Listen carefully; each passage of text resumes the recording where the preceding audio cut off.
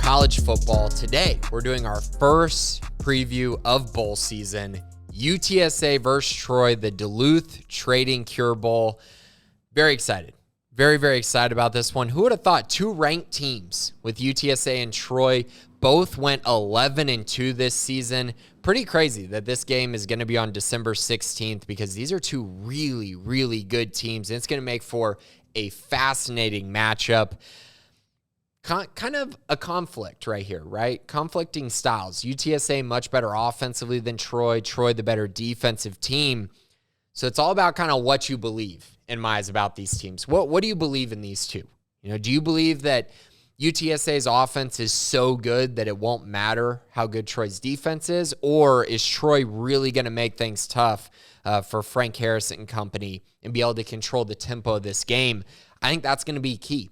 That's probably going to be the thing that ends up deciding this game. But let's start with the UTSA side a little bit here. Kind of some of my storylines here. Frank Harris, the quarterback at UTSA, he's been there for a long time. He's been hurt a bunch. He's been healthy a bunch. And these last couple years, he has been phenomenal for them. And, when you look at what he did this year, he's completing 71% of his passes, 3,865 yards, 31 touchdowns, only 7 interceptions, to go along with the fact that he's a dual-threat quarterback, 588 yards and 9 touchdowns.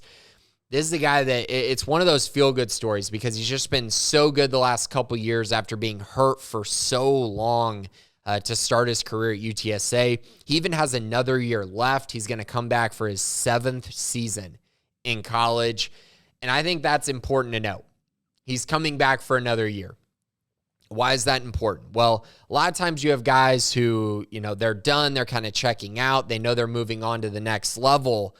But for Frank, he's coming back next year, which means he's trying to end this season on a high note going into next season. Jeff Traylor is still the head coach there at UTSA. He hasn't gotten hired off, so he's probably going to be back next year. I think all of that coming together tells me that this is going to be a UTSA team that is going to be very focused going into this game. There aren't going to be distractions for them. That's a great sign for this team offensively and a great sign for Frank Harris as well going into this game.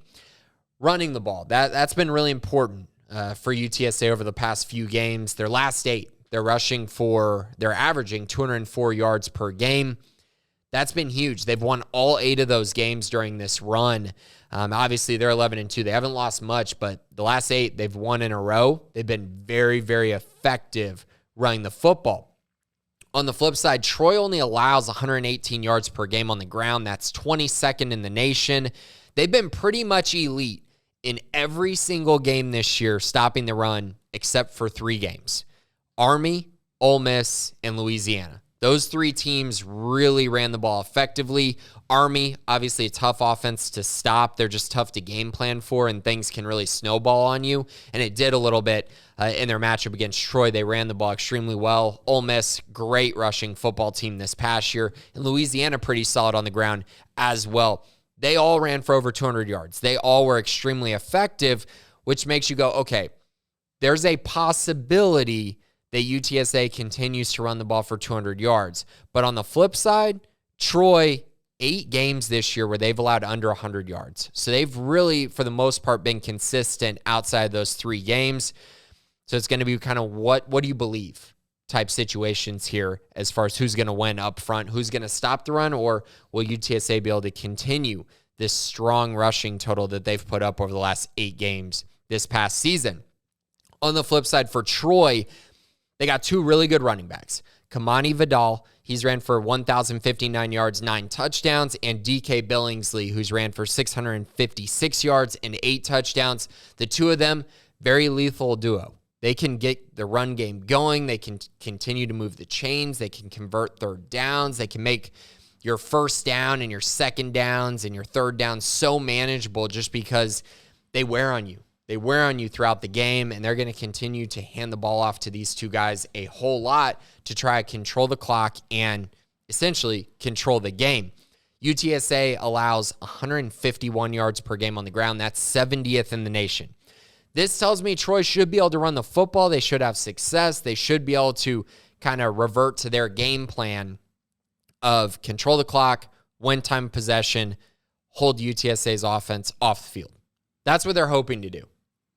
And I think they have a possibility of doing that because of this running back duo and because of the fact that UTSA just not very good defensively, stopping the run or stopping the pass, which leads me into Troy's quarterback, who's probably going to be the biggest X factor in this game. Gunnar Watson, he's been kind of up and down this year, inconsistent. But against Coastal Carolina, he had 318 yards and 3 touchdowns on just 12 completions. So what that tells me right there is they're going to take shots deep downfield. They're going to try to expose your secondary, and UTSA's secondary is very vulnerable. It's one of the worst secondaries in the country, at least statistically. They give up a lot of passing yards. They give up a lot of big plays. And because of that, there's going to be opportunities for Watson to hit those big plays in this game as well. So all this coming together really is telling me, while Troy's got a really good defense, I actually expect this to be a rather high-scoring game because I'm just not sure UTSA is going to be able to stop Troy. And on the flip side, I don't think Troy's going to stop UTSA either, which makes this even more fascinating.